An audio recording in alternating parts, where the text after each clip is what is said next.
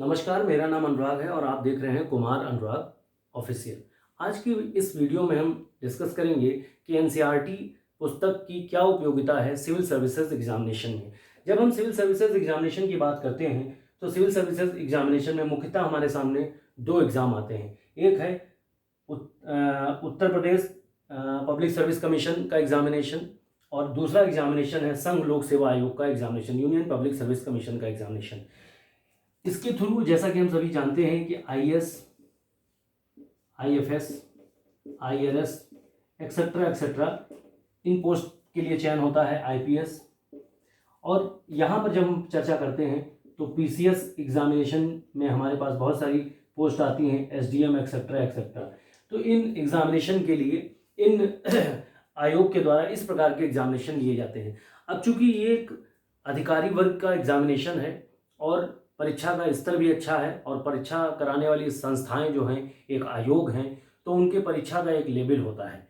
उन परीक्षाओं की तैयारी, चूँकि इनका एक पाठ्यक्रम है, इनका एक पैटर्न है, एक निश्चित प्रक्रिया को ये फॉलो करते हैं और उसी के आधार पर इनकी सिलेक्शन होते हैं। सभी को पता है कि इन एग्जामिनेशन में 3 राउंड होते हैं, जिसमें से पहला राउंड होता है, आप फर्स्ट राउंड देख सकते हैं। जो फर्स्ट राउंड होता है सेकेंड और थर्ड। जो फर्स्ट राउंड होता है ये प्रिलिमिनरी एग्जामिनेशन है, सेकंड जो होता है वो मेंस एग्जामिनेशन होता है और जो थर्ड होता है वो इंटरव्यू होता है। फर्स्ट एग्जामिनेशन जो होता है वहां पर ऑब्जेक्टिव टाइप क्वेश्चंस आते हैं। मेन एग्जामिनेशन जो होता है वहां पर लॉन्ग क्वेश्चन आते हैं, डिस्क्रिप्टिव टाइप आते हैं और थर्ड राउंड में इंटरव्यू होता है। तो देखिए, मुख्यतः यहाँ पर हम चर्चा करेंगे कि फर्स्ट और सेकंड राउंड को किस प्रकार से बेहतर तरीके से क्वालिफाई किया जा सकता है। सबसे पहले मैं तो आपको ये बता देता हूँ कि हमारा आज के इस वीडियो में हमारा मेन फोकस होगा ऑब्जेक्टिव और फर्स्ट राउंड को हम किस प्रकार से क्वालिफाई करें। यानी अगर हम प्री एग्जामिनेशन की बात करें तो इसे हम किस प्रकार से क्वालिफाई कर सकते हैं, इस पर हम डिस्कस करेंगे। देखिए, वैसे तो बाजार में बहुत सारी पुस्तकें उपलब्ध हैं, पर ये वीडियो समर्पित है उन बिगिनर्स को जिन्होंने तैयारी अभी कुछ समय पूर्व शुरू करी है या फिर शुरू करना चाहते हैं। यदि आप सिविल सर्विसेज की तैयारी करना चाहते हैं तो मेरा ऐसे अभ्यर्थियों को सजेशन है कि वो 6 to 12 की एनसीईआरटी पे फोकस करें। बहुत सारे लोगों को ये लगता है कि एनसीईआरटी से अच्छा है कि हम कोई और किताब खरीद लें जहाँ पर ये सब कुछ एक ही जगह पर संकलित मिल जाए, पर ऐसा बिल्कुल भी नहीं है। एनसीईआरटी में जो फैक्ट्स दिए गए हैं, जो तथ्य दिए गए हैं, वो अपने आप में इतने पूर्ण हैं कि अगर आप वो पूरी तरह अच्छी तरीके से, ईमानदारी से, तत्परता से कंप्लीट कर लेते हैं तो शायद आपको प्रिलिमिनरी एग्जामिनेशन के लिए कुछ और पढ़ने की जरूरत ही ना पड़े। ये बहुत बड़ा सच है। कोचिंग इंस्टीट्यूशंस बहुत बड़े बड़े कोर्सेज बेच रहे हैं और उन कोर्सेज की आड़ में वो इस बात को झुठला देते हैं, पर सत्यता यही है। तो मेरी बिगिनर्स को ये सलाह है कि आप एनसीईआरटी कंप्लीट करें, क्लास 6 की एनसीईआरटी ले लें। और सबसे बड़ी बात है कि ये बहुत ही कम पैसों में 50-60 रुपए की एक किताब आती है, आपको मिल जाएगी। सब्जेक्ट वाइज आप इसे ले सकते हैं एनसीईआरटी को, जिसमें आप subject wise history, polity,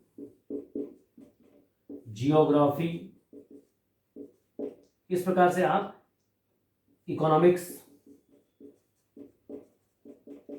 environment, इस प्रकार से आप अलग अलग सब्जेक्ट्स की एनसीईआरटी ले सकते हैं और इन्हें कंप्लीट कर सकते हैं। जाहिर सी बात है, सभी बच्चों ने स्कूलिंग के ड्यूरेशन में इसे पढ़ा होगा और जिन्होंने नहीं पढ़ा है स्कूलिंग के ड्यूरेशन में, उन्हें यहीं से अपनी शुरुआत करनी चाहिए। बिगिनर्स को मेरी सलाह है कि वो एनसीईआरटी पर फोकस करें। आप देखेंगे, एक किताब लेके आइए, आप कुछ दिन पढ़िए और एक एक पैराग्राफ, एक एक लाइन, पॉइंट टू पॉइंट आप ध्यान से पढ़िए। आप देखिएगा उसमें इतना डिस्क्रिप्टिव वे में और इतनी अच्छी तरीके से हर चीज़ को समझाई गई है कि शायद आपको किसी भी टीचर की जरूरत ना पड़े। वो किताब पढ़ते पढ़ते ही आपके अंदर वो सारी चीज़ें डेवलप हो जाएं। और देखिए, आप एक बात को समझिए, central board of secondary education in सारे पैटर्न्स को फॉलो करने के लिए बाध्य है एनसीईआरटी की पुस्तक के लिए।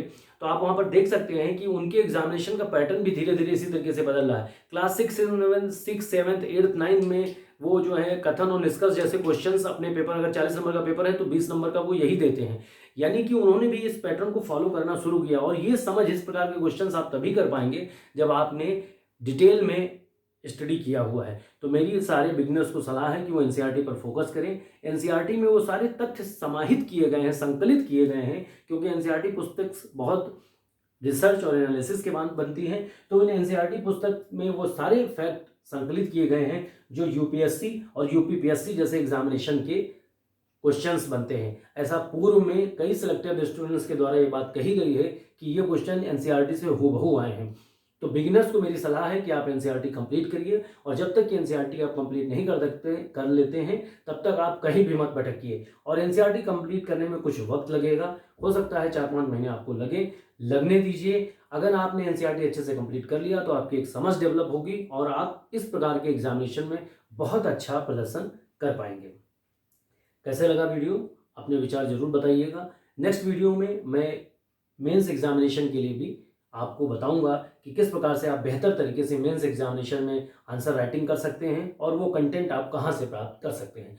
फिलहाल अगर आप प्रिलिमिनरी एग्जामिनेशन की तैयारी कर रहे हैं, आप बिगनिंग स्टेज में हैं, तो आप ये मान के चलिए कि तुरंत कुछ नहीं हो जाता, कुछ वक्त जरूर लगेगा। आपको एनसीईआरटी पे फोकस करना चाहिए, एनसीईआरटी से तैयारी शुरू करनी चाहिए। और अगर आप दुनिया में कोई भी एग्जामिनेशन देना चाहते हैं, इस प्रकार के एग्जामिनेशन प्रतियोगी परीक्षाओं के लिए, तो आप एनसीईआरटी पे फोकस करिए। डेफिनेटली ही एनसीईआरटी आपको आपके अंदर वह समझ डेवलप करेगी, आपके अंदर वह नॉलेज डेवलप करेगी जो बड़ी बड़ी पुस्तकें पढ़ने से भी शायद डेवलप नहीं होगा, और आपका एक बहुत अच्छा बेस तैयार हो जाएगा। आप किसी भी एग्जाम में अच्छा प्रदर्शन कर पाएंगे। नमस्कार, आज के लिए इतना ही। मिलते हैं फिर किसी नेक्स्ट वीडियो में। धन्यवाद।